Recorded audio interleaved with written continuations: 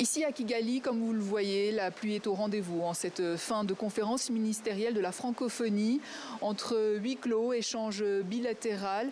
Il était aussi question de processus de paix dans l'est de la RDC, avec notamment le rôle joué par la France.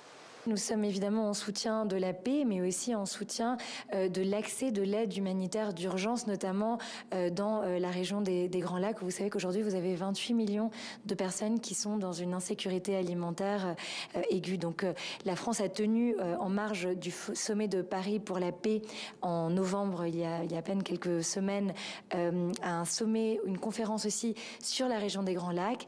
La paix comme vecteur du développement durable, qui sera d'ailleurs le thème du prochain sommet de la francophonie qui se tiendra à Siem Reap au Cambodge les 14, 15, 16 novembre 2026.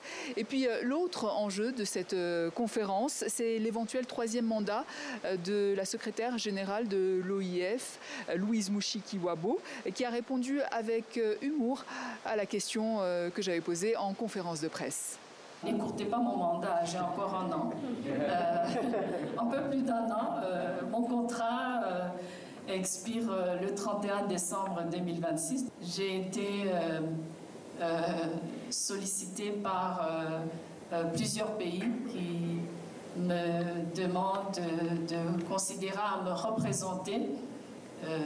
J'ai dit que je n'avais pas la taille d'Abdou Diouf, qui a fait 3 mandats. Évidemment, je vais consulter mon pays, mes autorités, puisque les candidats sont présentés par les États membres, et puis j'aviserai alors.